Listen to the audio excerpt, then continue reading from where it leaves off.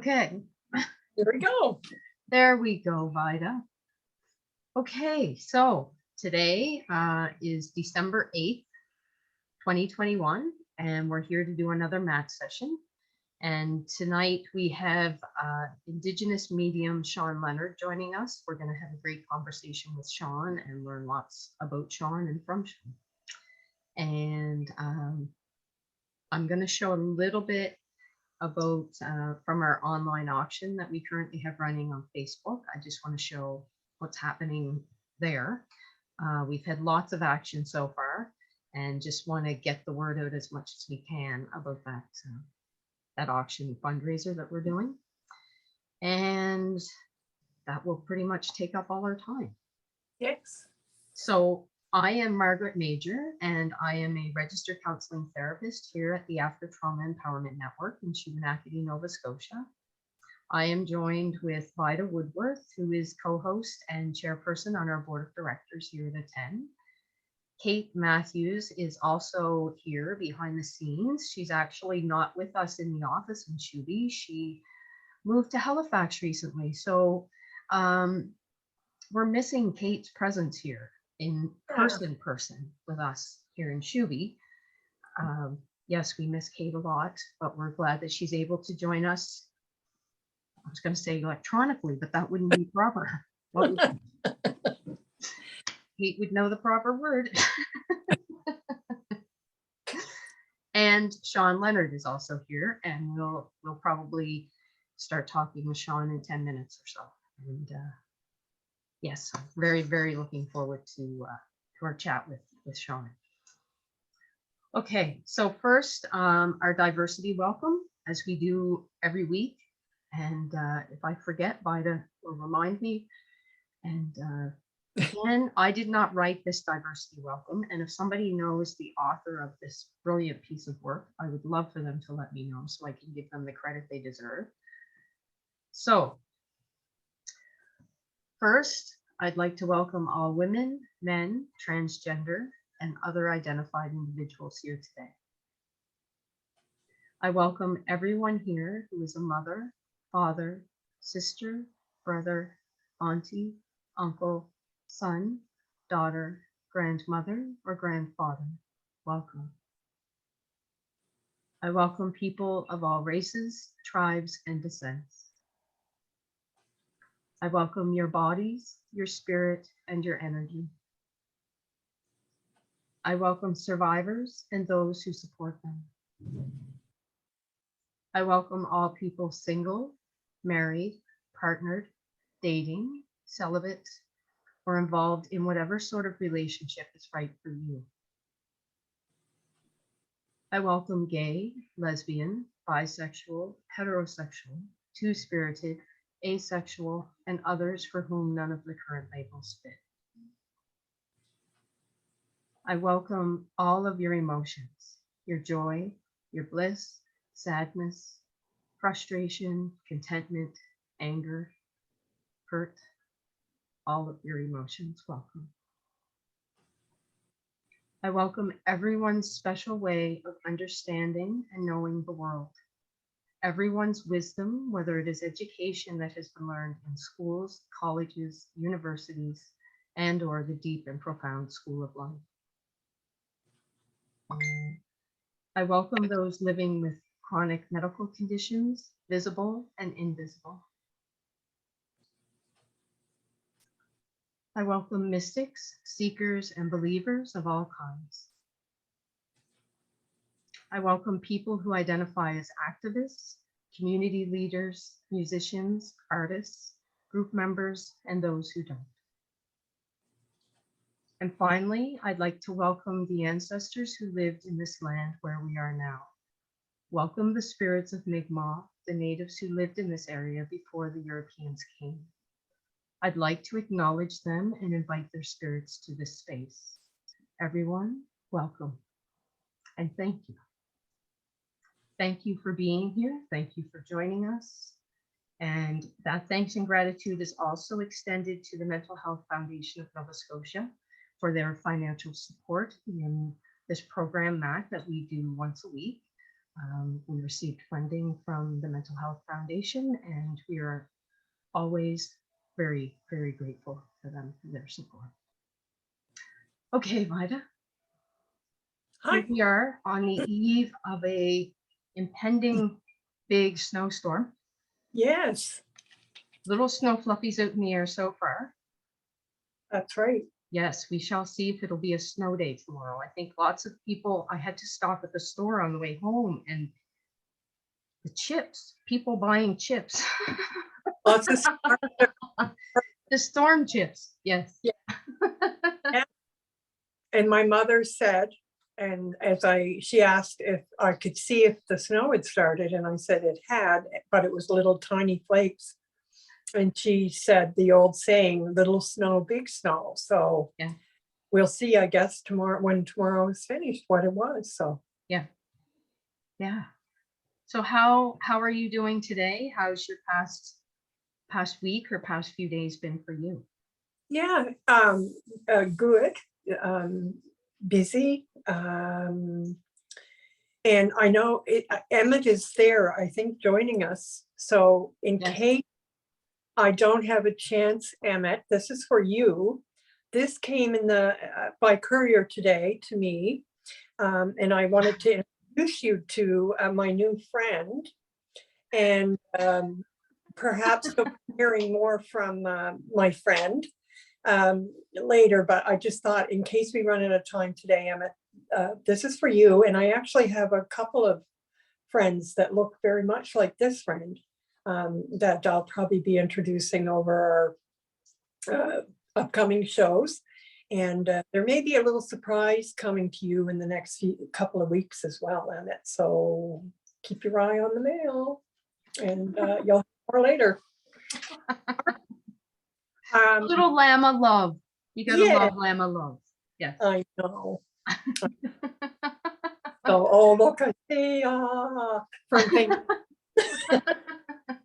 Anyway, I don't want to take a whole lot of time to talk, because I'm so excited to hear from Shawn about everything. So I want to make sure that we have lots of time. I will mention that December 6th was on Monday, and it's one of those days. I said to Mom, December 6th was when the Pearl Harbor happened during the Second World War. It was when the Halifax explosion happened, and it also was École Polytechnique 32 years ago. Yeah. When a shooter who blamed women and feminists for his non-acceptance into an engineering program, and he took a gun and deliberately targeted women in a class at École Polytechnique, and he murdered 14 women. And there were also, I believe, 13 other people injured. And before he started shooting, he asked the men to leave, and because he wanted to target women specifically. So that was 32 years ago, and it still gives me shivers to talk about it. I remember exactly what I was doing when the first news started coming across, like the radio and television. I actually was teaching an advanced first aid course for St. John Ambulance in Dartmouth.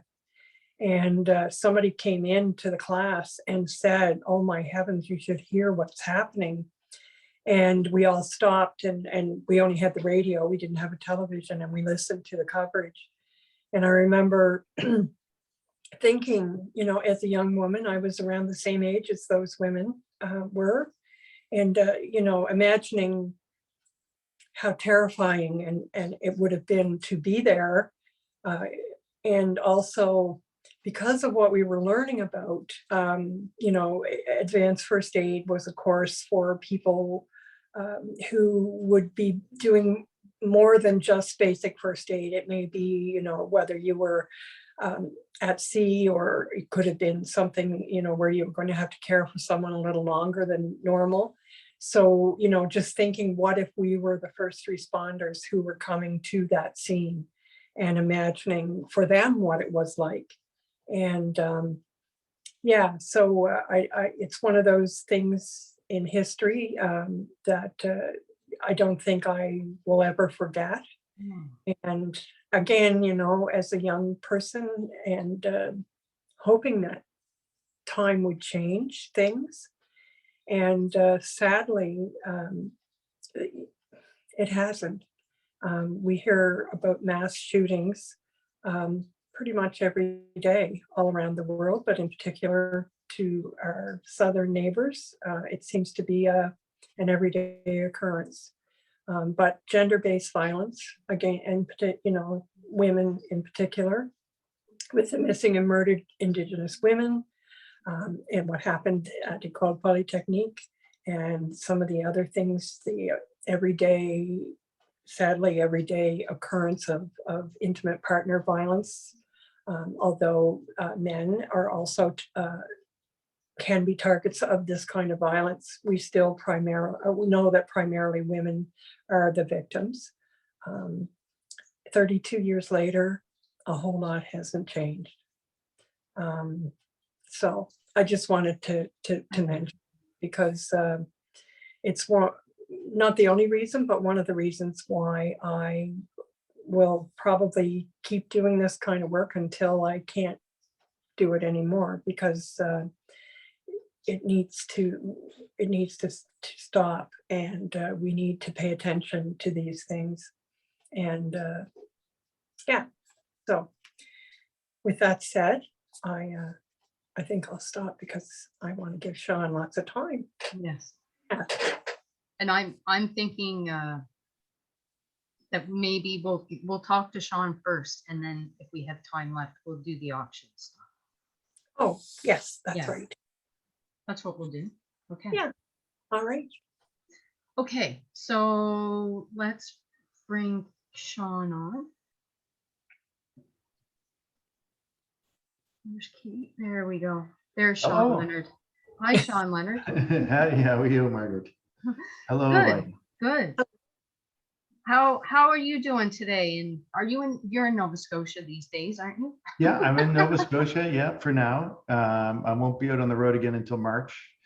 And then at that point, I will be finishing the final 3 episodes of Spirit Talker for APTN for season 3.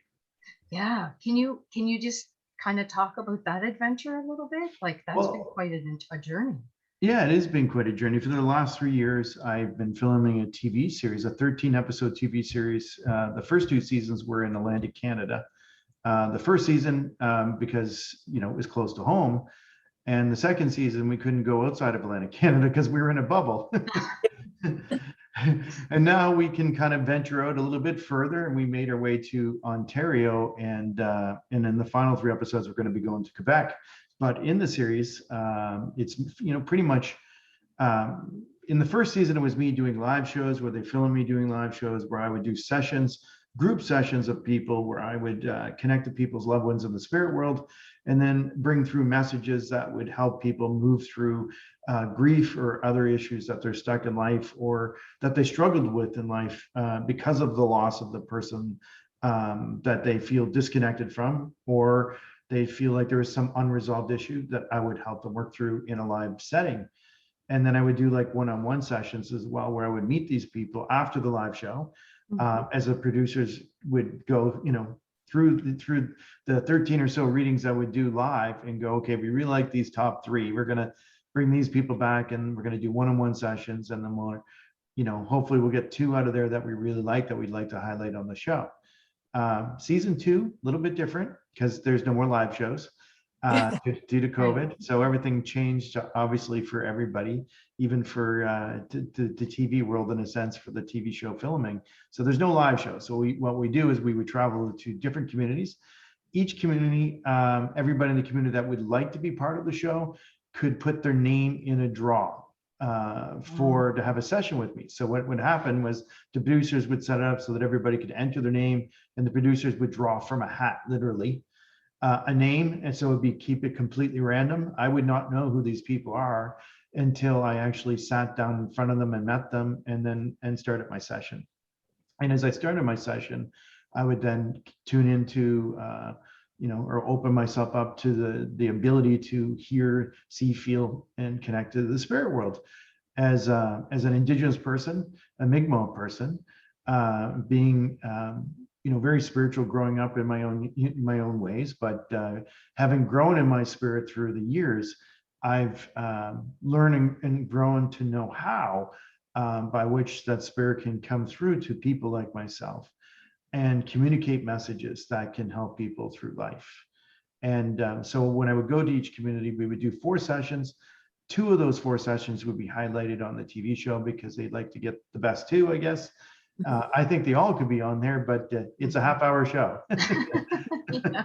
I know everybody would love to see an hour show, Yeah. but it is what it is. And this year is the same. It's following suit, going to each community except Ontario and soon to be Quebec in March, and doing sessions in each community, but not only doing sessions. On each episode, there'll be an element where I would learn about Indigenous culture, whether it was Mi'kmaq, Maliseet, or Ojibwe people, or the Mohawk people. So it's been really really cool experience for me, because even though my mom, my grandmom are Mi'kmaq, I never grew up on the reserve. I grew up off reserve. I didn't have that part of my identity, although, as Margaret would know, as we went to school together, we went to school in Shubenacadie, and in Shubenacadie, I mean, it was a blessing in a sense, because the school that we went to had many Mi'kmaq people that went to school there. So I kind of fit in the middle of all those people. I had a lot more Indigenous hair when I was younger, I'll say. I had a lot I longer almost hair. brought a picture, Shawn. I almost brought a picture. I know, yeah, it's much shorter now. But it was a great experience in the school and the people, and still being around some of I would say my people, the Indigenous people, and now as I'm older in life, I've been fortunate enough to learn more about that culture, and most importantly, with the work that I do, is help people heal. Yeah, you said so much, and it's like, oh, I want to ask you about this, and I want to ask you about that. Oh yeah. So going into these different communities and learning from the culture and traditions and the practices in those communities, I can't imagine the wealth of information that you have gained. I'm just wondering if there's something particular that you learned that kind of stood out to you more so than something else, and maybe not. Well, there is. I mean, I've connected to incredibly great people through many nations, especially the Mi'kmaq Nation, as they're more my people. I guess I've learned so much.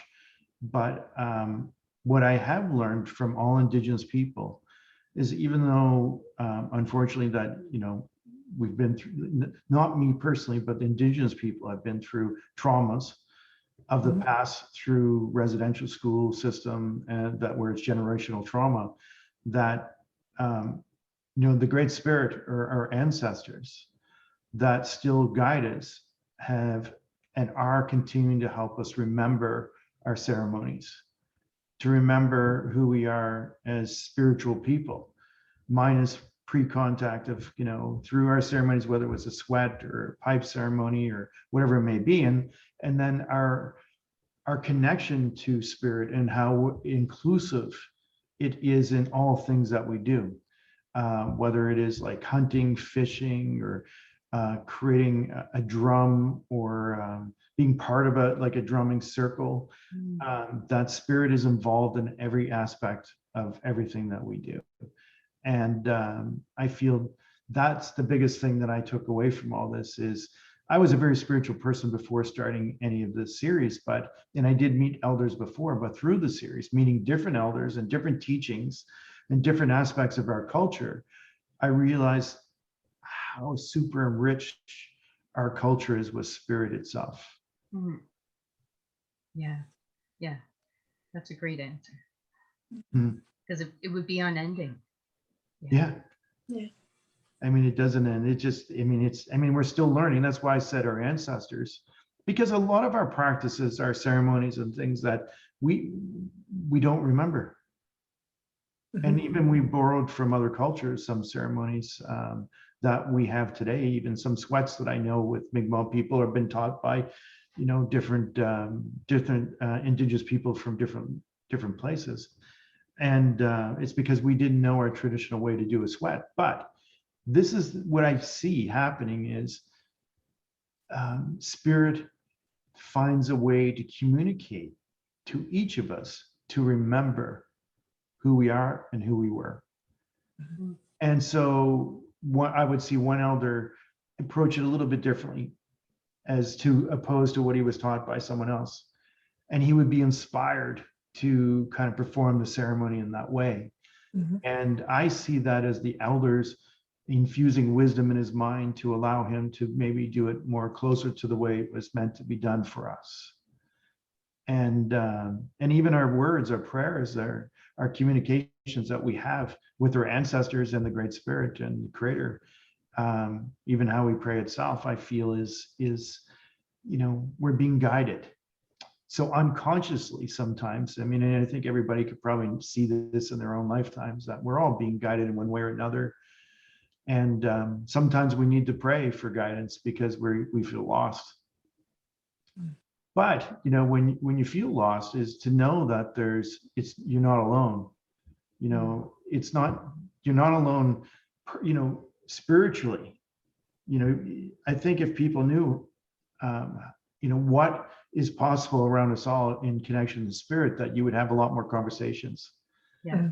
But even asking just for help, asking for the right person to show up in your life to help you, and just see what happens. Mhm. Because then when that right conversation, the right counselor, the right therapist, the right doctor, whatever it may be, shows up in your life, I mean, you can look at that and say, well, that was random. Yeah, not like that's when you start to see the synchronicity and the energy or the inner workings that are going on that are non-physical, that align in your life. And then when you start to notice those things, those little happenstances that just you sometimes see coincidental but can't be, you have a different view on life, especially the more you delve into it a little bit. Not saying that you have to become a spirit talker on TV and have a TV show and a book and become an author and all that, but just having conversations and speaking to them what you may need, or where you need some guidance, or speaking out loud, and instead of keeping everything up inside of here, that there's a conversation that happens, that you let that outside of yourself. And you may or may not know you're being heard. I mean, but it will become abundantly apparent that you are being heard. And it starts with that conversation. It starts with like not holding everything inside and communicating with spirit.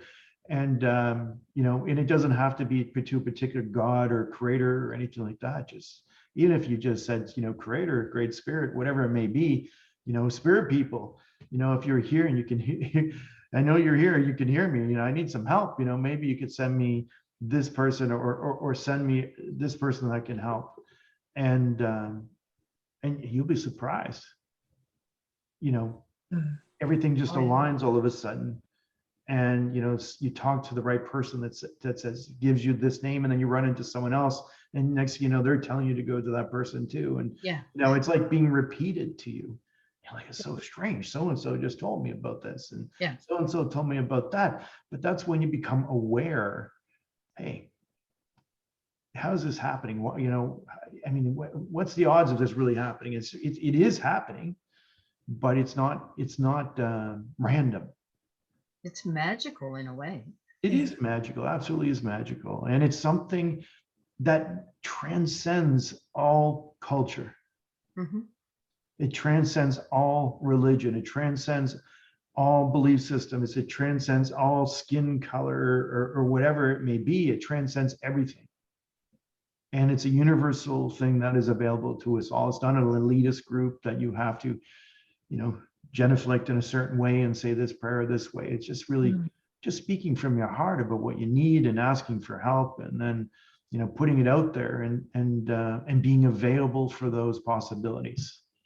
That doesn't mean you don't search them out yourself still, but start with like speaking out loud and asking the creator, the great spirit, your spirit people, your ancestors, for what it is that you need. and you'd be surprised. Maybe they'll show it up. It'll show right up at your front door. Who knows? I've heard weirder things have happened to me in life. So Yeah, yeah. yeah. And I was going to ask you a question about, like, because you've mentioned spirit a lot and connection. Yeah. And like we just know that there's a lot of people out there who feel disconnected, either from themselves or from other people, from their community, their culture.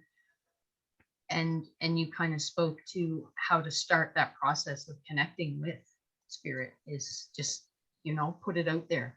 Have a Talk. conversation. Say it. Yeah. Right. It's not, you don't have to say this prayer in this way. Just speak your words. Yeah. And when you speak your words, speak them from your heart. Speak them out loud. Speak them as clear as you can. And that's all really that you need to do. Speaking from our heart has a lot of power in it, because I think when it's said from the heart, that's where it's received as well. Mm-hmm. Yeah. Well, I think words that are spoken from the heart have more power. Yeah. They're not empty. They're filled with emotion. And when you put energy in motion, it becomes emotion, and it moves things within the universe and the world itself. I'm taking all the questions, and I'm pretty sure Vida had a couple. Sure, Vida. Well, and I'm just so busy listening to the both of you. I was curious, you mentioned from a very young age that you were aware of spirituality and its role in your life. If there were things, I guess, that you noticed that kind of spoke to you and said that this is what it was, how you recognize that, I guess. Well, to put it the simplest way, I didn't really know what it was. Okay. I didn't always know what it was. I had an idea what it might be. And it was through years of connection and communication and these synchronicities that had started to happen, that started to form my ideals and my ideas of what was there, who was there, who was listening to me. I mean, with loss, I mean, a lot of people out there have lost people. I'd be surprised if somebody hasn't lost someone in their life, and it's hard to go through grief and lose somebody that you love dearly. It's going to happen. If it hasn't happened yet, it will happen in your life at some point. And it changes us and makes us think about life in itself in a much greater reality of ways. For me, when I was 15, my father passed away. It was very sudden, unexpected. And that moment had a big life forming connection for me as to become this person I am today. It had a lot to do with that. And losing my dad at 15 years old. I mean, I remember my mom yelling at me to wake me up as I was going to school. It was very early. My dad was in the military, the Navy. And I remember my mom waking me up very early to say, hey, there's something wrong with your dad. He's out in the driveway. I can't wake him up. I have to call some people. You have to go out and help him. So I run out to the driveway. It was October 16th, 1987. That's what it seems like so long ago. And it was very cold. And I couldn't even see my father. Although I could see the truck running, I could see the door open. I walked out to the truck, looked around. There was nobody in the seat. And what I know now I was in shock, because I wasn't prepared for anything in my life, in the sense to face something like that at only 15 years old. And then I ran in, told my mom, I said, well, I don't know where dad is, but he's definitely not in the truck or out there. And she goes, well, he's out there laying down on the ground right beside the door in front of the truck. And I'm like, ran out there, then couldn't see him still. Mm-hmm. And Yeah. to me today, I mean, even today, I think about that, like, how was he invisible to me? He was literally invisible to me. Yeah. And anyway, so my mom had to grab me, take me out there, and point me at my father that I saw laying on the ground at this point. And then I was like, oh my God, Dad, you're like right here. I performed CPR. My mom ran back inside, And it seemed like an eternity where I was trying to save my father's life. And then eventually at some point I realized that this wasn't going to happen. I wasn't going to save him. So some other neighbors came down, continued CPR, and I could feel at that moment that my dad was not there anymore. It was just a shell that I was like yelling at. I even cursed, I swore a little bit. And I still couldn't, even though his body, his form was there, it felt empty. It was just this void of emptiness. It didn't have this life, this energy that we all have when you meet a person. It was so different for me to see my father, or it could have been any person, but it was just, there was something missing. And I couldn't quite put my finger on it, but I knew he was not there. It was just the shell of his form was there. And so that life went on. I failed a couple of grades of school. I grew my hair a little bit longer. A lot longer. Yeah, played more guitar. And Yeah. and then it was about a year after my dad passed, actually. I had a visitation. And I knew it was a visitation. I know people say, well, dreams are just dreams, but sometimes there's a connection to a person that you love that transcends even the dream itself. And I had this moment a year after my dad passed. I was sleeping on the couch in my mom's basement, and my dad had appeared to me in such a way where I woke up, I got off the couch, and I saw this white light.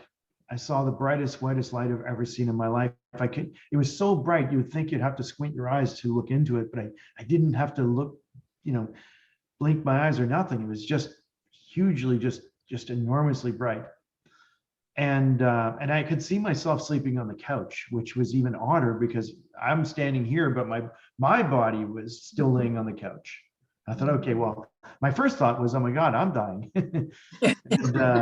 And then my dad walked out of this light, and my dad, was wearing something completely different than I thought he would be or should be wearing, which I thought was odd. My dad was wearing a long white robe, and I thought, what the hell are you wearing, Dad? And because my dad was a Navy guy, he drank, he smoked, he swore a little bit, and you never want to piss my dad off either, because he had a bit of an anger. But that's just not how I expected to see my dad. And I was mad with him. I was angry because he left. He left me. He left my mom. He left my brother, and he knew I was mad. I didn't even have to say anything. He just knew I was angry, and he said, "Shawn, you need to calm down." Like, okay. And he says, I have something to tell you, and it has to do with the reason why I died. I'm like, okay, because everything happens to us in life for a reason. You may not understand it, but there's a purpose for me leaving your life right now. Like, why would there be a purpose for you leaving me? He goes, well, he says, the greatest gift of love I could ever give you, Shawn, was to leave your life so that you could become the person that you're meant to be. I'm like, well, who am I supposed to be meant to be? He goes, well, I can't really tell you that. He says, but one day you're going to be helping people. You're going to be helping people understand where we go, where we come from, our purpose, and helping people understand this light. I'm like, okay, how am I supposed to do this? He goes, you really don't have to do anything. It's just going to happen. Okay, it sounds like gibberish now. And then he made a bad joke, and I was still angry. And I wanted to get by him. I wanted to go into the light myself. And he wouldn't let me. He says, you can't come here. I said, why can't I go here? Because he says, if you come here, you're not going to want to come back. I'm like, no, I'll come back. He says, no, you won't. I can't let you come here. And I tried to walk by him again. And then he showed me two things, two potential futures.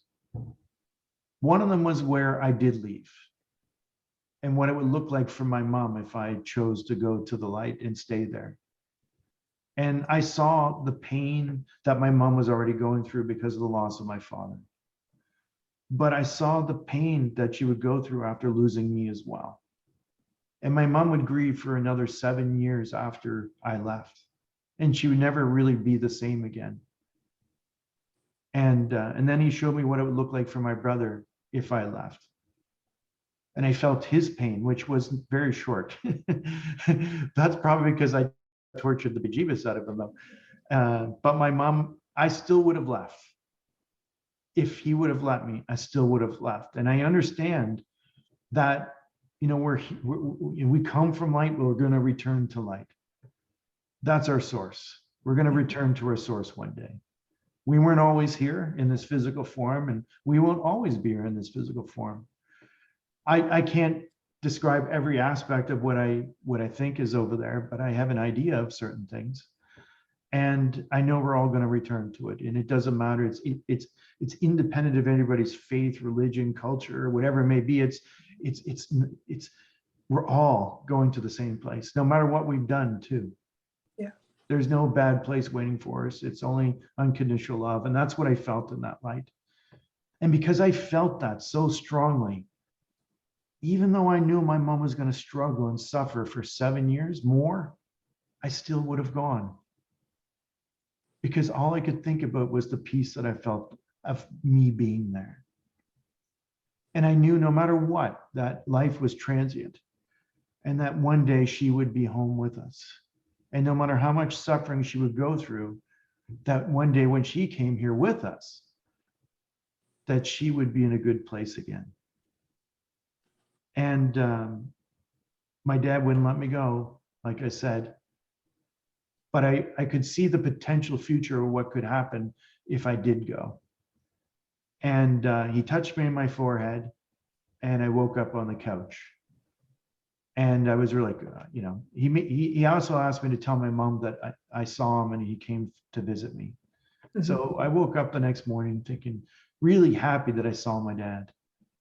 And I went upstairs and I told my mom, I'm like, Mom, you're not going to guess who I saw last night, who visited me in a dream last night. And she goes, who? I said, well, it was Dad. She goes, and I thought my mom would be happy, but my mom was still grieving hard. Mm-hmm. And it would take 3 years for my mom to fully get through that grief, even of the loss of my father. But she was mad because she was angry at my dad because he came to visit me and not her. But I like to say that I was in a different place of my grief than she was. Mm-hmm. Not that I'm like bragging about that. I mean, it was 1 year later, and I mean, people have all different times frames of healing. Mm-hmm. And being a young boy, I just, you know, engulfed myself in music and friendship and you know, and that's what was my healing. Mm. And my mom didn't have that. She was a single mom now, trying to hold a house together and, you know, still struggling very much. And, you know, fortunately, 3.5 years or so later, she met another man, Larry, and married him and had another incredible 18 years of life that she couldn't see at the time. So, you know, there's a lot of possible futures for all of us. And we're the ones that choose our path in a sense, and we can struggle. I mean, part of healing is struggle. Mm-hmm. Part of healing is going through the grief, the pain, that working through the stuff that hurts. It's working through the hurt is what's going to allow you to be free. But if you bury it what I see sometimes, unfortunately, in some Indigenous communities is that you know, substances could be used to dull that pain. You know, mm-hmm. there's different ways that you can grieve or deal with issues of life. Are they good ways? Are they healthy ways? Are they ways that are going to empower you in your life to live the best life that you're here to live? Probably not. Yeah. Mm-hmm. And that's why, you know, that's where I feel compelled now, as I've grown through the years and more wisdom and more insights that I've had, and the more connected that I've become to the spirit world. You know, I know I don't have doubt they're there. I know they're there helping me, but I try to help people to get to a healing place so they can be better in their life, so that they can see a greater potential future for themselves, so that they can make better choices for themselves, so that they hopefully will stop taking the substance that maybe has been masking their pain for so long. And I do that in connection with spirit. And I know you guys are incredible, great healers yourself and therapists and such. And, you know, the work in itself is very rewarding that you know, that when you can help a person, I mean, not every person can you help too. That's something else that I struggle with, is sometimes you can only do what you can do. And because we're human too, we have limitations for which we can connect to people and help people in our own ways. But, you know, but there's something I know inside of me. I mean, the fact that I'm sitting here speaking to you, there's something inside of you that moves you through life to do what you do, to be of service to people, to help people, and to move people into a greater space of life, hopefully for the rest of their life. Maybe it will be just for a short time. But my intention is to continue that journey and continue to learn and continue to work with spirit as much as I can, and help people in life to become in a better space. Predominantly, a lot I deal with is grief, because I deal with deceased people. With grief, there's layers and layers of stuff that people carry, and with trauma of some sort, is I wish I could have, I wish I didn't do this. There's like, you know, a lot of regrets, anger sometimes, and there's jealousy and judgment. There's all kinds of human traits that are present in people that we sometimes hold on to, which is, you know, and I like to tell people that when we're holding on to energy like this, and we're angry at someone else or angry at a situation, and we feel like you know, there's something's not right, it's like taking poison and hoping someone else dies. Yeah. We're just hurting ourselves. And, you know, wellness, you know, even if you can't ever have a relationship with a person because there's, you know, they're not good for you. Wellness has to, it's for you. It's something that you have to do. Forgiving is energy that you give away because it's for you to give it. It's not, you may think it's about the other person, but it's about what you're carrying in regards to everything that you've been troubled with in life. And, you know, I feel sadness. And although I know everybody has their own journey, but I feel sadness when I see people carrying heavy things that weighs them down, and it could actually physically affect their body. Their legs, their knees give out, their back gives out, their liver gives out, whatever it may be, and how they're handling this energy. And you know, I don't believe that we come into this world. You know, we come from unconditional love and light. We're going to return to it. Yeah. And I think whatever we go through in life, we've forgotten who we are. We have forgotten who we truly are through all of this, and we get lost in the turmoil of things that we've experienced. And I help people get unlost, I guess.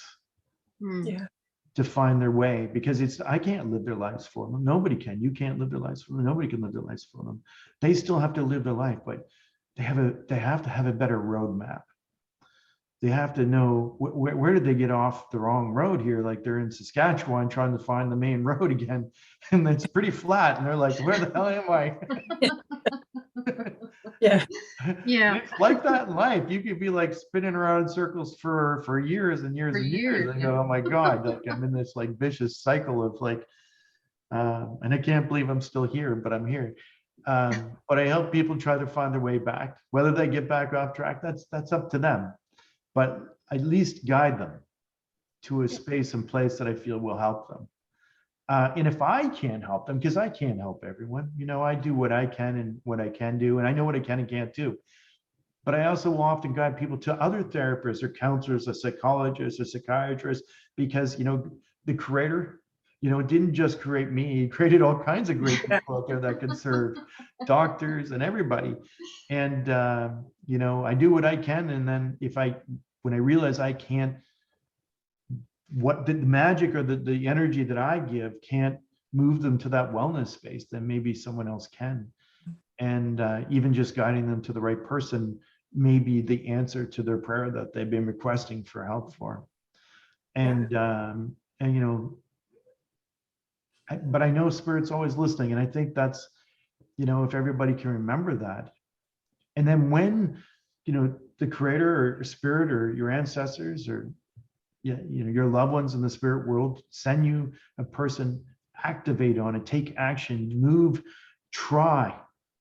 Don't be self-defeating. Because if the universe conspires to make all this happen for you and then you still push it away, the universe, the creator may find other ways to get you to find wellness again, but you still have to work at it.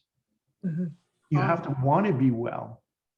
You have to want to be good in life. You have to want to be in a good space and place. And you want to be joyfully happy and living your life vibrantly to the best of your ability, whatever that looks like.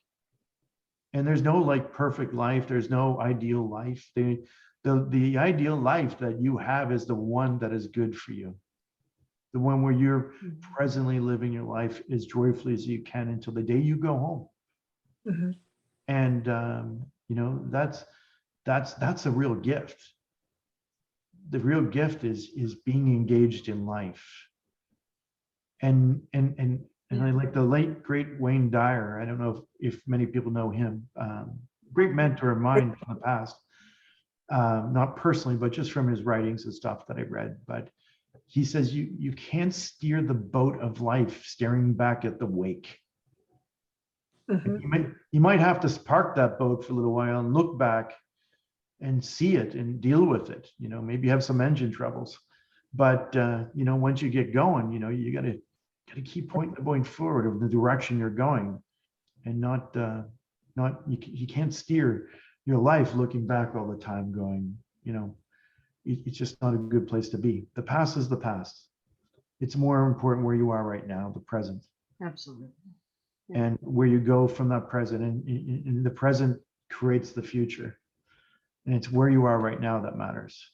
And whether it's good mindset, good mental awareness, good physical health, or whatever it is, we all struggle with something.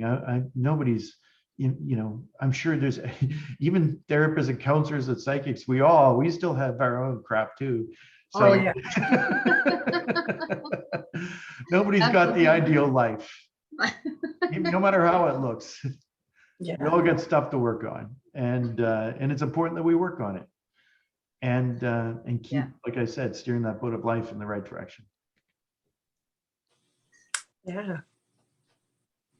It's interesting as I listen to you talk, and for a long time, from a very young age, I think my first recollection, I was probably around 3.5, or maybe a little younger, and I had a baby spoon, and my mother kept trying to take it away from me and put it away, or I thought she was going to throw it away. And I was resisting and resisting. And finally, one night, it kind of came to a head. And I said, okay, but I don't want you to throw it away. You have to put it away because I'm going to need it again. Because in my young mind, and I don't know where it came from, I knew for me that maybe I was going to be here for more than one lifetime, that I may go to that light, but that I would choose to come back. And I would need that spoon again. Because maybe it was something that would continue, but I've always, being brought up going to church, I've always known that at 11 I was told by a Sunday school teacher that I could only be a good Christian if I went to church every Sunday. And I looked at her and I said, there are lots of people who are good Christians who never go to church. And she said, well, that's not true. And I said, well, yes, it is, because being a good Christian or being a good person is about the way you live your life. It's not where you go on Sunday. And she just looked at me and said, well, you can go out and sit with your parents now. So I got kicked out of Sunday school, but I've always had that. And for me, it's not so much about a religion. It's about spirituality and about a faith, and always knowing that it was there. And when, I lost all 3 of my grandparents when I was 15, and I struggled, but I knew that ultimately I would get through, and that they would always be with me to guide me, and that eventually, as you said, I would eventually go to where they were. And, whatever I needed to do in between, I would do. Mhm. And so your words, are hitting home to me over and over and over as you speak. So I just want to thank you for that. Well, thank you for Yeah, telling me that story. I'm very yeah, grateful you shared that. yeah. I mean, what I also think is important is like, you know, I mean, even science says this, energy can't be destroyed, it just transforms. I mean, what that transformation is, I mean, there's something that takes place for all of us. But, from my experience, I mean, I've had spirits connect and communicate to me. I've heard them. I've recorded people talking to me. I know I'm not crazy because I can Mhm. record them talking to me. Sometimes you can hear them talking to me. It's become very normal. I know I'm not schizophrenic because for a little while there I wasn't so sure. And nobody's telling me bad things to do or anything like that. They're all good. But which is a good way to figure out what's going on there. But what I've learned to do is that I don't feel disconnected I don't feel that loss or grief in the sense that many people do, because I still have a relationship with my dad. Mhm. Even where he is, I still have a relationship with him. I love him where he is. Like if I can't physically have a relationship with, I still have a relationship with him in the sense I still speak to him, I talk to him, I communicate to him, I do things with him. Sometimes I go driving my side by side and I invite him to come with me, and I almost sense like I even talk to him like I think he'd be really old now. He's in his physical body. I'm sure he'd probably be cursing at me because I was driving too fast. But but I imagine that he is with me some days, and I talk to him like he's there, because in my heart I know he is. Maybe not in physical form, but he still is there.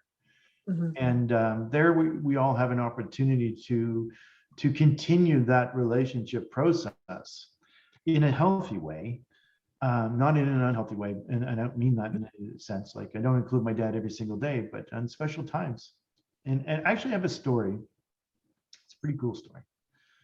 And it was 2 years ago when you could travel to another country. I went to the big island of Hawaii, and it's one of my most favorite places in the world is to go to Hawaii. I'm going back in January again until February because it's like heaven on earth to me. Oh, And so anyways, on the big island, and one of the things I like to do in Hawaii is go up on the volcano, especially to watch the sunset, because it's like incredibly beautiful to watch the sun go down. You're very up high where the clouds are. It's cold, mind you. There's not as much oxygen up there, so you don't go running around or do anything. And anyway, Michelle and her daughter came, and I brought extra jacket for myself, but Michelle forgot hers, so she had to take mine. And even with my jacket, she was still too cold, so she stayed in the car. So I got out of the car and I just stared and watched the sunset go down. And I started to talk to my grandmother. I started to talk to my Aunt Nancy. I started to talk to my great grandparents. I talked to my dad. I talked to some friends that I've lost over the years. And I just had a little conversation. And I invited them to hang out with me. I invited them to share this moment with me, even with the sun going down, of how beautiful it was. I invited them to be there with me in that day. And, I kind of felt that they were there. I didn't hear anybody speaking to me or nothing like that, but I felt that they were there in my heart. I felt they were around. And so the sun went down. I got in my car and I drove back to our Airbnb, which was a condo on the third floor overlooking the ocean, which is really nice. And me and Michelle had this ritual that we would do every day, which includes coffee and just sitting there staring at the sunrise and out at the ocean. And the night before, I was thinking about this conversation I had, inviting them, because I said, Hawaii is such a beautiful place. It's like heaven on earth. It'd be so nice if you guys were here with me. And I was thinking about that. And not 50 feet away, floating down from the sky, was this white feather about this big. And I saw it floating, and it was windy, but it was not blowing anywhere. And I thought, this is odd. Why is that? And I asked Michelle to watch it, and she watched it. And it had floated down like the slowest I've ever seen any feather float. It was like surreal. And I was like, that's so strange. I said, and Michelle goes, she's like, isn't it windy? And I'm like, yeah, and it's going nowhere. It's so weird. And then it floats past the deck. And I'm on the 3rd floor, and I thought that was kind of cool. But then I heard something in my head. It said, Shawn, hold out your hand. So I held up my hand. And then the feather floated back up 50 feet away. And then floated up to about the height of the deck, and then flew at a 90-degree angle. And then came over and landed right in the palm of my hand. Wow. And I was like, oh my God. And Michelle's mouth is like, she's like, what the hell just happened here? Yeah, And can I get a witness? I was crying, she's crying. It was like a surreal moment. And I you know what? Being as spiritual and connected as I am and psychic and all that, I mean, it's all great, but I don't have moments like that happen to me every day. I don't.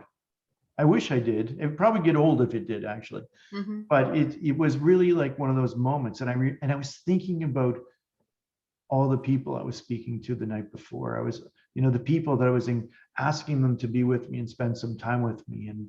And I knew it was them. I knew it was them. It was impossible for anything else other than some type of little miracle that got my attention to let me know that I was heard. Yeah. Those don't happen every day, but when they do happen, it's very surreal. Yeah. And it's a moment that I'll never forget for the rest of my life. And do I need to have them happen every day? No, I don't. I mean, there'll be other things, I'm sure. And I did experience something recently, and I'll tell you this one last story just to give you a sense of what it's like for spirit connection. It's subtle. This last year I turned 49. I'm turning into an old fart here, but I was thinking about my dad. My dad used to send me dimes, and I haven't gotten one for a long, long time. So I said, Dad, it'd be really nice if you could send me a couple dimes, and just to get my attention in a very unique way that I know that it was you.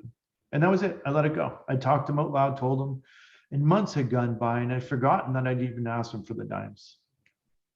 But on my birthday, Michelle had to go to work because she works with elderly people. And I got up and I was just going to bum around the house pretty much because I was home alone. I wasn't going to shower. I was going to throw my hat. I'm just going to chill. And I got up to get my hat where I put it the night before, but in front of my hat was 2 dimes. Mhm. And I'm like, so I called Michelle and I said, Michelle, did you put 2 dimes in front of my hat this morning? She's like, no, why would I put dimes? I don't even have any money in my wallet. She says, why would I put dimes in front of your hat? I'm like, I don't know. I just wanted to make sure because it's too weird. I took a picture of it. There was 2 dimes sitting in front of my hat. So in that moment, I took some time and I had a little conversation with my dad. I was like, Dad, it's my birthday, I'm 49. I'm like, it'd be really nice if you were here today in the sense that we could have go out and do something, maybe drive around the side by side or, I wonder what it would look like if you were here. And, but I appreciate that you remembered that I asked you for those dimes. And I thank you. And I want you to know I really love you. And that was it. I went to walk away from my dresser. And the dressers have these little metal latch, that you can lift up and pull out the drawer. Mm-hmm. Just as I walked away, somebody picked it up and dropped it. And it scared the bejeebus out of me. Yeah. But I knew it was my dad. Yeah. I mean, if you can put 2 dimes there, he can move a little latch, right? Nothing too crazy. But again, it was his way of letting me know he heard me. Does that happen every day? No. It's little things that you can then, where you start conversing with spirit and having conversations. It might not be that you on demand, you request that your so-and-so do this so that you'll know that they're there.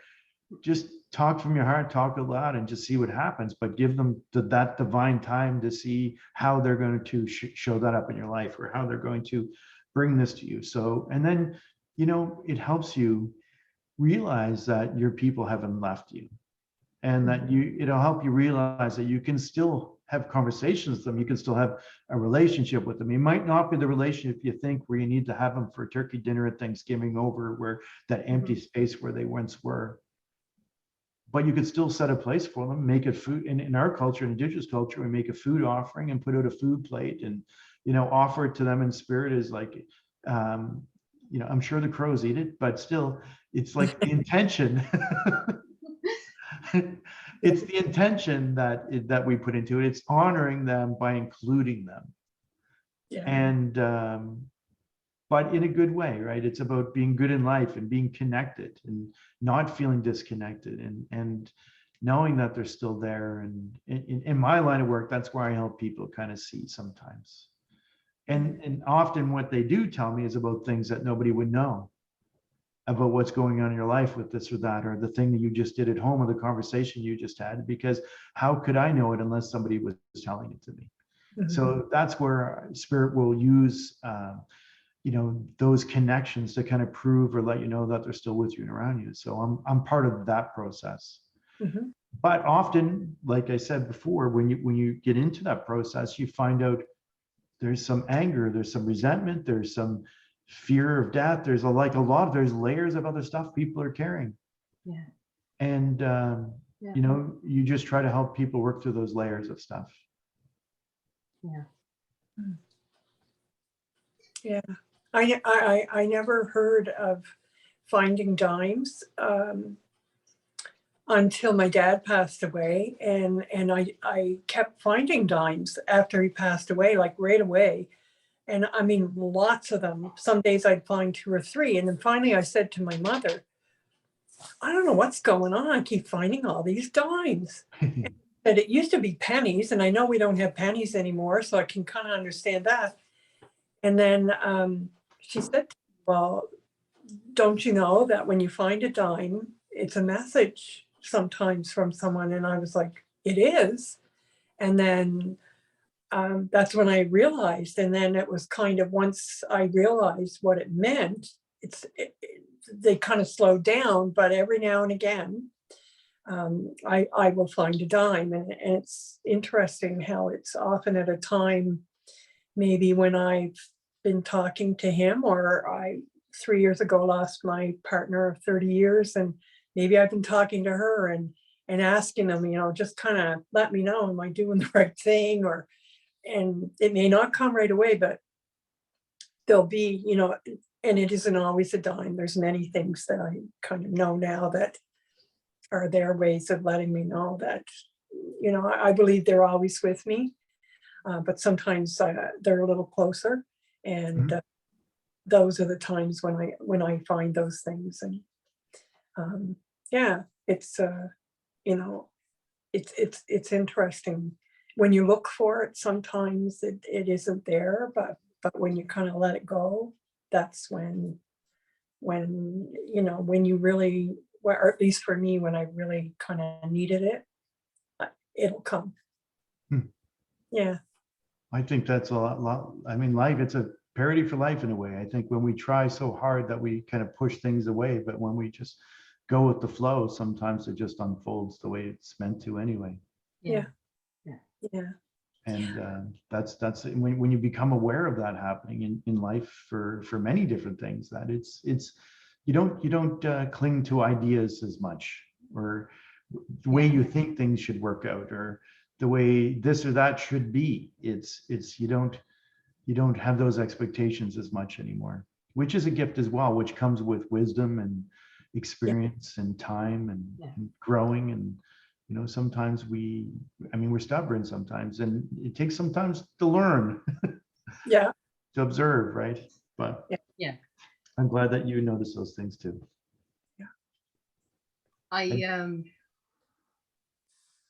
So we're 6 minutes after 7. Okay. I have a question, Shawn. Sure. Two questions.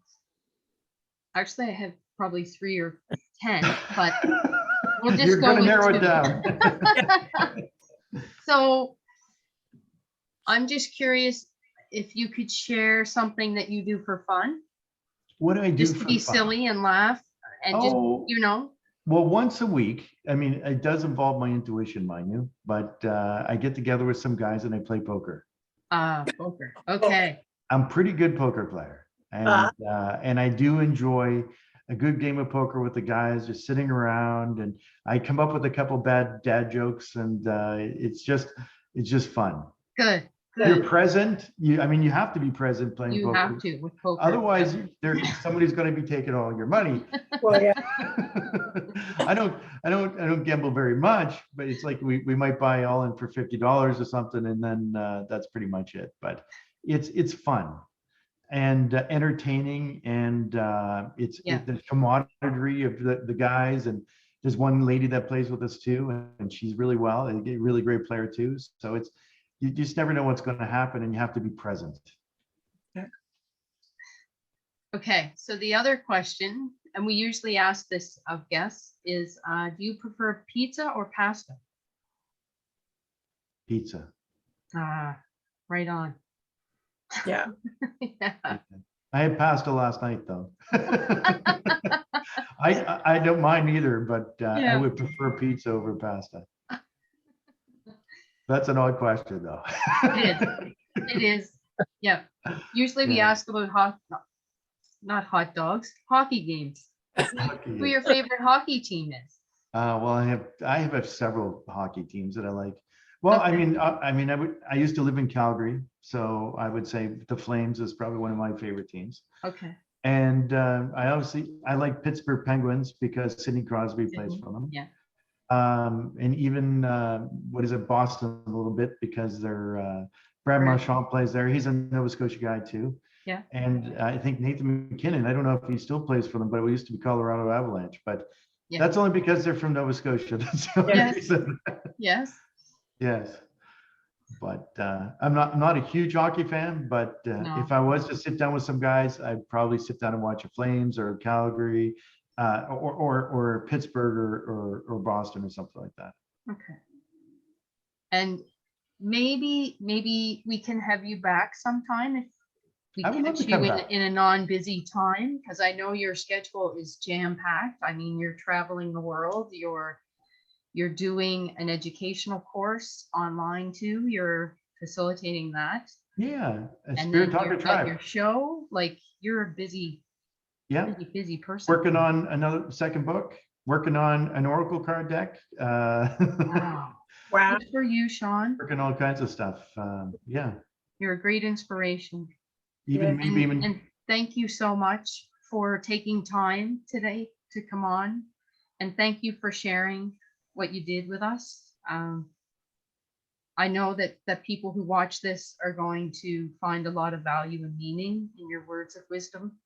And I know that you'll inspire people and you'll continue inspiring people. Well, thank you. And I appreciate you having me on. And yeah, I would love to come back anytime in the future that you'd like to have me back. Yeah. I will come back. I'll make time. I'm never that busy where I can't make time in my life. Thank you. Thank you. Okay, thank you. Just know, sometimes you get those messages back.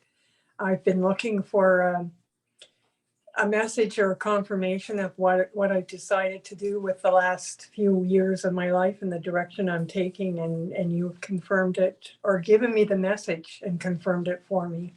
Oh, that's great. So thank you. Well, you're welcome. I didn't even realize I did it. Sometimes I do that. I don't even know what I'm doing. Yeah. Well, that's great. I'm glad. And so I'm happy that you've gotten some direction, even if it was non-direct. Yes. And enjoy Hawaii while you're there. Hawaii? Oh, definitely. I'll be enjoying Hawaii. Almost 3 weeks, and then I'll still work when I'm there, but I'll be having my 2 or 3 hour coffee every morning for sure. Oh, good for you. Yeah. Yes. Enjoy every second of it. I will. Yeah. Okay, you guys Okay. have an amazing night. Take good care, Shawn. Okay, bye-bye. Thank you. Bye-bye. Okay. Wow. I know. What do we do now, Margaret? Oh. Well, I had all these questions I firing know. in my brain as I'm listening, and I'm trying to make mental notes of all these questions. And then it's like, well, we'll just have to have them back on. Yeah, and I was thinking that, and then early on, I thought, just listen, Vida, just listen. And I thought, sometimes I need to do that more. I say that often, and yeah, no, he's quite a wonderful person. Yeah, thank you for inviting him. Oh, yes, yes. Yeah. Just what an incredible story and narrative. Yeah. Yeah. And now, just to connect it kind of, because you were going to talk about the auction a little bit, just so for people who are watching now or maybe later, not too late though, because the auction's over on Sunday. I know. There is a Spirit Talker Tribe 1-year course. 1-year course to bid on there. And for those of you who maybe would like to learn more, I would encourage you to go on our auction site and start bidding. Because I think I'm even thinking of maybe I would do it. Whoa. Oh, you disappeared. Oh, there you are. You're screen sharing. Yes. I have to move this up. Okay. So yeah, while you're talking, Vida, I'll just kind of scroll through. How's that? Okay, yes. So, there are many things. That's one of our items. And we have, I think it was over 60 items that we have in the auction. And many of them are connected to taking care of yourself or being creative and using art. And the generosity, we have massages or laser treatments. We have, something I would love to have right now. I have a sore neck, something I could put on my neck. There it is. Yes. Oh, I could use that right now. And I think that is the Personal smudge kit. Personal smudge kit. And I forgot to ask Leanne Macleod, who is one of Nora Bernard's daughters. And I think when she donated these to our auction, she had 2, and one she asked us to use for something else. But this one, those were the last 2, and she just found them recently that her and her mother, Nora Bernard, had worked on and made together before, unfortunately, as Shawn would say, her mother went to that light. And so this isn't just any smudge kit for the road. It is a very special one. So I hope people will bid. I see there's been bidding on it, so I hope there's going to be a lot of bids. And a mini drum. I made a set as well, and I had eagle rings, and I put them in with it because I didn't know what else to do, and it seemed to be the right place to put them. And there's also a bracelet that went with it. Yeah.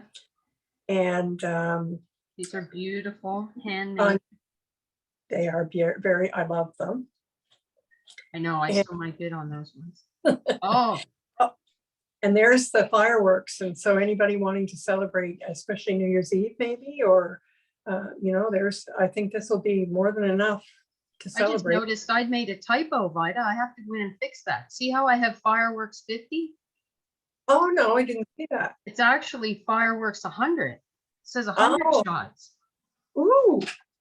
That's a deluxe pack of fireworks there. You'll be keeping your neighbors awake whenever you decide to use them. Oh, this cute guy, this cute gnome. The gnome. And then we have leather earrings and bracelets. Yeah.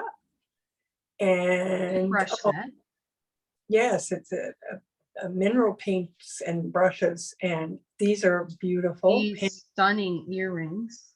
Yes, by Leanne Julian. Yeah. And this is another creation by Leanne Macleod. And Leanne found out when her mother was 68 that she had never had a doll, even as a child. And Leanne recently has been doing a lot of crafting and being very inspired by the memory of her mother. And the Knit app is a doll, a small doll she's created, remembering her mother's story of never having a doll and or having a friend, as a lot of children see their dolls. And so this one in particular has pride colors, and she creates them in all kinds of different colors using buttons that Yeah. she's collected and other gems and things to make them. So, and I think there's well, here's another one. Yeah. And I think there's four, at least four, I think, in the auction. This is, and I can never remember the exact. Faceless, forever sacred creation pin. Yes, and Leanne created that All in leather. memory of her mother and the work she did for bringing justice for the people who had attended and were the residential schools and the day schools, and also for those being affected by the intergenerational trauma that has been a legacy of those schools and that kind of colonialization and the treatment of Indigenous peoples. Here's a beautiful ceramic carolers. Yeah, And they're about 17 inches high. yes, yeah, I thought Pretty they were tall. 5 inches high until I saw them, and they're beautiful. Yeah, What else have we got here? Another gift basket. yes, and is that the Avon gift That's basket? the Avon one. Yeah. Yeah, yes, and many people, me being included, enjoy Avon products.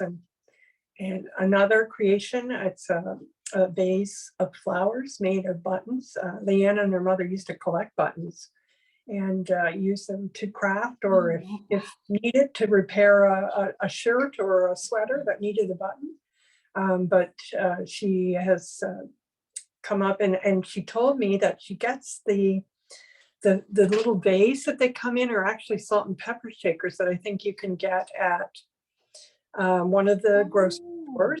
And she said that are the right size and do exactly what she wants them to. Creative. Wow. Yeah, very creative. Oh, And here's the class.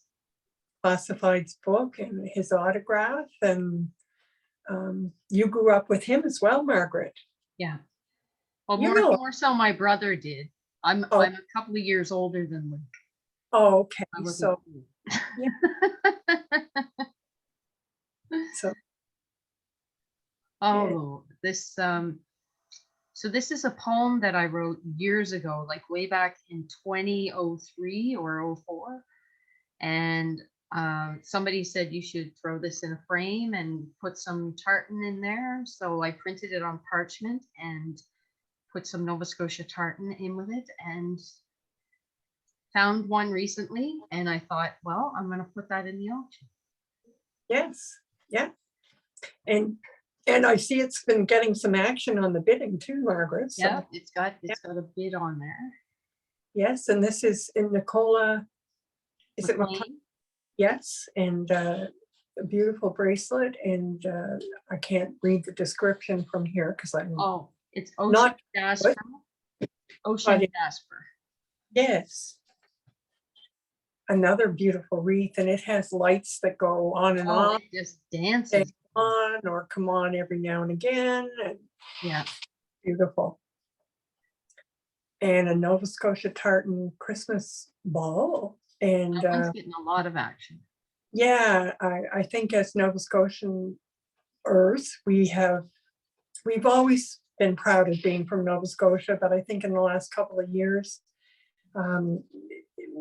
through tragedies, we realize how unique and how important we are in the world, and yeah. And another Leanne Macleod creation, and this is a beautiful owl dream catcher, and it's made with the shell, and it's hard to see in this It picture, is. but his a shell, a seashell that she got, and And yeah, so it's So beautiful. beautiful in person, like to see it and hold it. So beautiful. Yeah. Another art kit. Yep. Yeah, sometimes just sitting down and letting yourself go and make some art. That's a Trip. wildlife card. Yeah. A beautiful sailing boat. One of the original paintings from our creations from our kindfulness. Yeah. And Margot's. yeah. And another. All on my Yeah. little cursor. I'm trying to be steady and smooth in my transitioning, but I apologize if I make anyone seasick. I believe this one is called The Release. Oh, and yes. it, Okay. and I can go back. yeah, and strength. And strength is something we all need. And here's another. These are all in our calendar. Yeah. And this is a beautiful photograph. Dark cloud, bright sky. Yeah. Yeah. We've got some Be Kind cups with a ring. Yeah. And they change color, you said, when depending if it's Yes. a cold drink or Or a hot one. drink. So Yep. yeah. That's pretty cool. We have two Yeah. of those. Yes. That's another original. Another. Yeah. Love that. It's Right, Live, Love, Laugh. Right, dance, laugh, love. Oh, got the dance part. Sorry. Another gift basket. Yes. And that one is one, again, I think for people painting. For perhaps. painters. Yes, Yeah, that's Regained Relics donated that basket, and it's an $80 value basket. Yeah. Yeah. Oh, another And- Nicola piece. Yes. Beautiful bracelet. That's all one. Oh, there's one. And here, Spirit Talker Tribe course that you can potentially be able to take Yes. for the next year. So where's our bid Yeah. at? 300 right now. I know. And Margaret, are we allowed to bid? I think. I don't know. Anyone who would like to give me that as a Christmas gift, I would gladly accept it if you win it. A beautiful angel, Yes. an ornament, or a wall hanging if you wish. And we might be almost to the end. There's another Oh. original. Just breathe, and we know the person who created that very well. My body is my And- home. Yes, another beautiful drawing, or I Love guess this it's a one. drawing, but sorry. And I really like this one too. I love the bird and what it says, but the bird Yeah. reminds my grandmother used to draw birds for me when I was little. Oh, and a lovely little fairy. A lovely, and it is tiny. It's beautiful. Oh yes. Yeah. Yeah. And I just have a vision of that hanging in a barn somewhere locally. And my mother or my grandmother, I think, used to tell me at midnight on Christmas Eve that all the animals in the barn can talk, and they talk to each other. So as a child, I always wanted somebody to take me to my grandfather's barn so I could hear them talk on Christmas Eve, but nobody would stay and do that. Oh, wouldn't that be wonderful and magical? Yeah. Oh, and this gorgeous picture of Burncoat Head by Stephen Brake. I know. It's a beautiful picture. Oh, and our fiddle. Our fiddle or violin, I'm never sure Yeah. if there is a difference. I guess in what you play when How you play. have, yeah, but it's brand new. It's never been played, although I will say it was touched by Kimberly Holmes, who was quite a well-known musician, in particular, piano and fiddle player herself.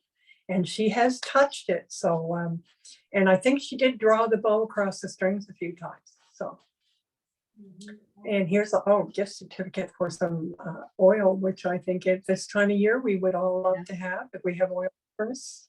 And another gift certificate for, A mouth guard.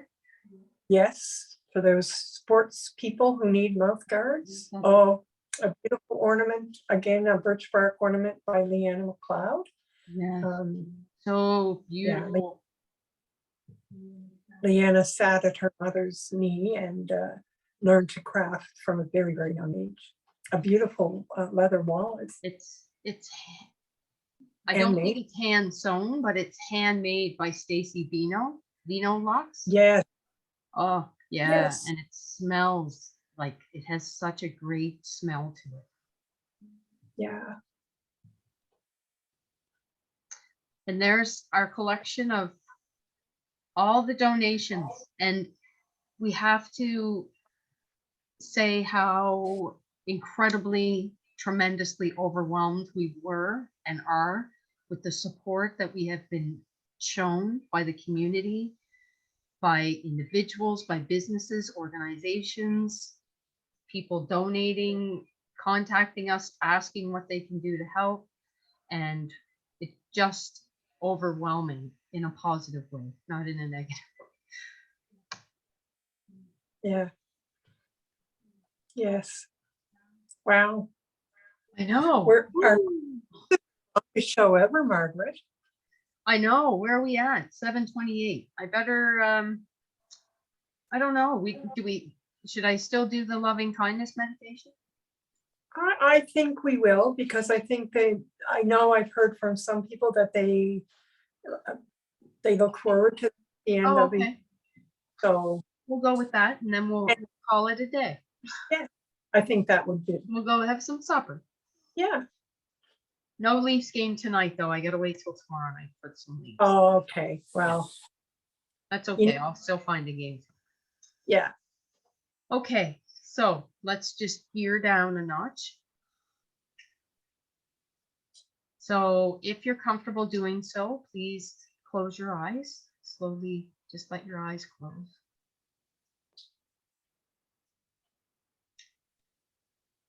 Place all of your stresses, all of your to-dos, place them up on a shelf for the next couple of minutes.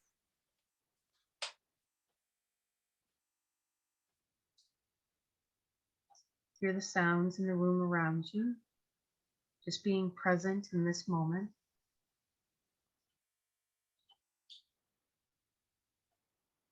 Allow your breathing just to be natural. You don't need to control it in any way.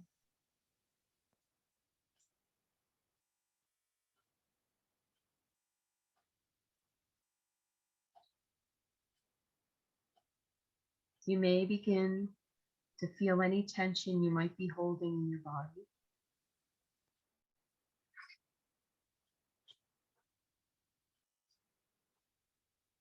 Begin to feel that tension start to drain away from you. Feel it drain away from around your eyes,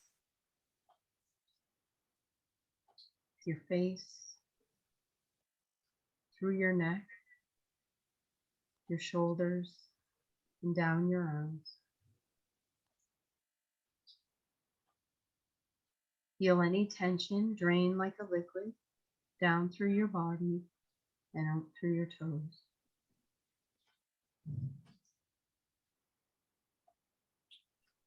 Now begin to feel your body fill up with love. Imagine a loving white light entering your feet, traveling up through your body, up to your stomach, to your chest and arms. Feel it almost bursting through your heart, your fingers, and through the crown of your head.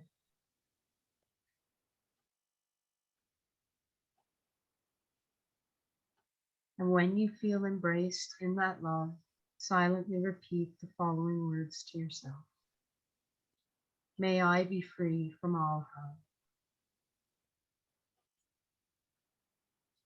May I be safe and protected.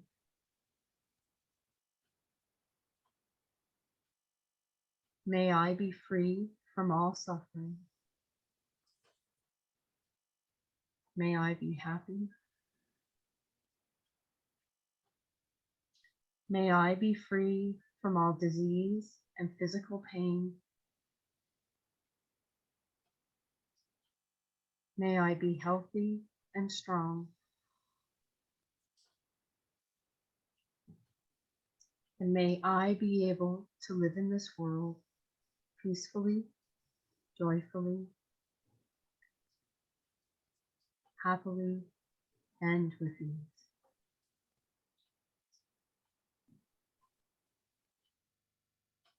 Now turn your thoughts to this vast world, the huge earth with all its living creatures. Continue to feel that love bursting through your body as you silently say, may all beings be free from all harm.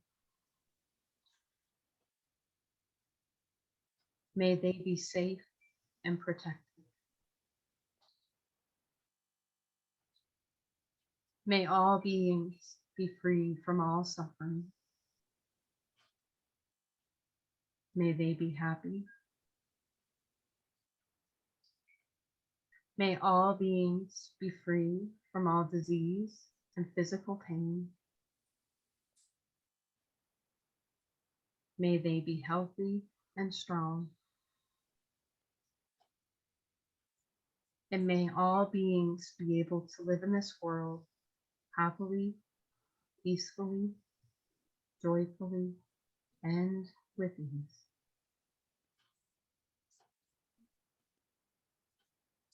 Send your love as far out around the world as possible, and just imagine that energy traveling through the earth. Continue to feel that love centered around your heart. Feel the weight of your feet on the floor. Feel yourself in this moment. And when you are ready, you may slowly open your eyes.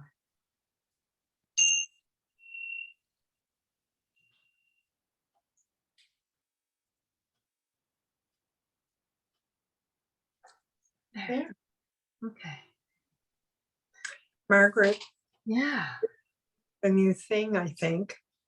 You know, when people watch parades and they have the commentators who talk about the floats, and they often refer to that as parade banter. Yes. I think we just created auction banter. Oh. Yeah. Good one. There we go. This is our longest show, Vida. It is 7:35. Oh my goodness. Okay. Let's sign off. Yes. We will be back next Wednesday. And I think next week we're going to talk about the holidays and like stress, anxiety, emotions. If there's, a great time for a lot of people, and it's a really difficult time for a lot of people. So we're going to talk a little bit about that. And there may or may not be a guest yet. We're not sure, but that's the partial plan for next week. Yes. Yes, I may introduce, I have a whole new family of puppets. You do, I know. And practicing ventriloquism, and I may introduce that next week. I'm excited to hear that. Okay. And I look forward to hearing more. I'm sure you do. So we're gonna say bye to Leanne. Leanne's still here. And Kate, because Kate, once I hit the end, it's gonna start converting. So we'll probably send you a text or something, just so we don't, cut you off and leave you hanging in Halifax. Yeah. Enjoy your Kate. Yes, you enjoy that Kit Kat pizza. And think of us. Yes. Yes. Okay.